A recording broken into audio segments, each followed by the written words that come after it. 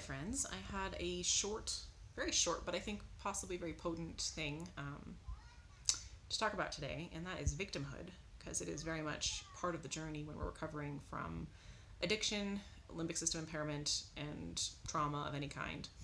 And I want to explain what victimhood is so that you can have a better relationship with it. So, if you think of a small child or an infant, the only and most effective way for a child to get its needs met is to lay down and wail and just cry.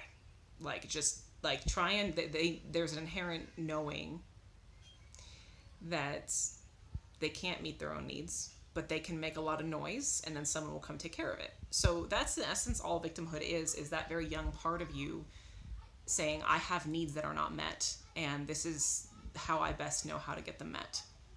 So the solution is to recognize that we are the grown up. We're the adult now.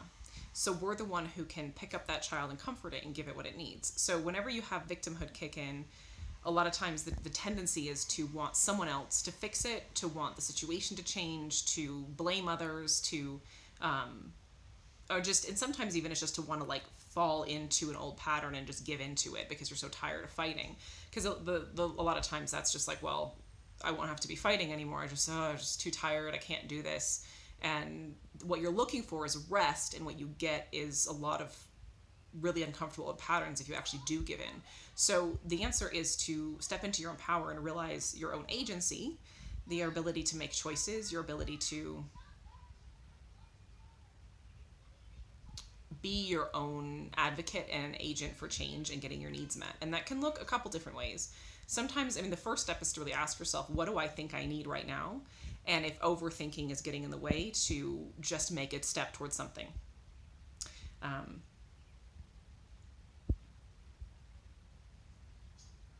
And see where it takes you. Because a lot of times we just have to start. A lot of times, especially if victimhood and or the freeze response are in play, there's just a lot of confusion. So just start somewhere and get going. The other thing, though, that you can do is just know that as you seek to meet those needs, even if the victimhood is still there, even if kind of the associations and the feelings are still there, it's the same as if you were comforting an infant. And the difference, I know there's been studies done that say that infants need a certain amount of touch to survive in that first year of life. It's literally a survival need to have that connection and that regulation of an adult and their heartbeat and their presence and the touch and that warmth and the breathing and the regulatory patterns of an adult being nearby. And your limbic system really isn't a whole lot different. Like when you're comforting yourself, it's pretty much the same. So even if the pattern isn't shifting right away, know that you providing that presence, that loving presence, that's really what makes the difference in the long run, is your willingness to consistently show up for yourself no matter how insistent and irritating that little child that it's crying is, to just keep showing up and keep making those choices for yourself. The other thing is to realize that another way to get your needs met is to stand in your power. If a need that you have is not something you can meet on your own, to recognize, okay, well, I have the ability to know that I'm worthy of having my needs met. Because a lot of times when we're in a victim mode, we'll come at getting our needs met by asking others for things in ways that are not very that are not very appealing to other people, I guess is one way to put it.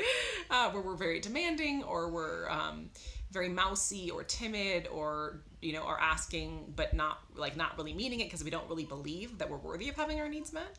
So one of the things you can do is to firmly believe for yourself that you deserve to have your needs met, so that when you ask others, you actually ask people who can help you, and you ask them in a way that's respectful and also that is full of dignity and self-respect, so that person understands that you're serious. And there is that, because part of it is like when we ask someone for something but we don't have the self-respect and the self-worth and the belief in our worthiness to receive it, it's like asking someone to give you something through a dead bolted door. Like there's an inherent and energetic understanding on the other person's side that they can't actually give you what you're asking for, because it's obvious by how you communicate it that the door isn't open. You're not actually capable of receiving. So one of the best things we can do to step out of victimhood is to believe in our worthiness of having our needs met, believe we're worth it, and get out of any self-sabotage or negative thinking patterns around ourselves, and believing that we are worthless, or you know yeah, a lot of negative things, and step into a place of worthiness so that when we do ask, that door is open. We're waiting to receive. We're asking someone knowing this person may not be able to give me what I need, but I'm going to keep knocking on as many doors until I'm intending to have this need met. And that gives you much better outcomes of actually getting the help that you need, regardless of what that is. So, and remember too, when it comes to victimhood, that a lot of times it clouds our vision and makes us feel like we don't have access to a lot of the power we do have access to. So it is entirely in your power to create an experience for yourself. And I'll give one small example. In my journey, there's been a lot of loneliness, a lot of, when you're in recovery, there's periods of time where you can really only connect with other people who are in recovery, because it's such a unique journey. You can't really connect with people who are not in that experience.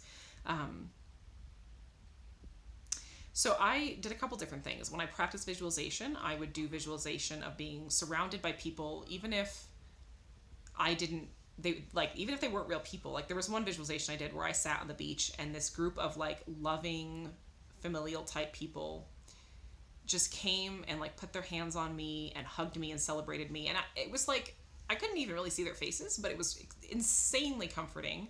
I would do memories of going back to being a child, playing with my best friend, times cuddling with my babies when they were tiny, future visualizations of hanging out with people I hadn't met yet, and then other things like watching uplifting chat shows or listening to podcasts where there was a really good connection between the people. So there was that oxytocin of people connecting with each other, and I felt like I was part of it because I was listening to the podcast or I was watching the talk show, an uplifting nature of types of things where there's a really good connection with the people, and it just makes you feel like you're sitting at a table with people who are having a great conversation and you're part of it. So realize that those are ways to use your agency to get that need for connection met or whatever. That's just one example. But it's really helpful. I think victimhood can feel, at least for me, it felt, there was a lot of shame around the fact that it was happening, there was a lot of shame around it for a lot of my recovery, and feeling that like I was a bad person because I had this pattern coming up. And when I realized, like that's just what that infant part of us does, like it doesn't know how to do anything else.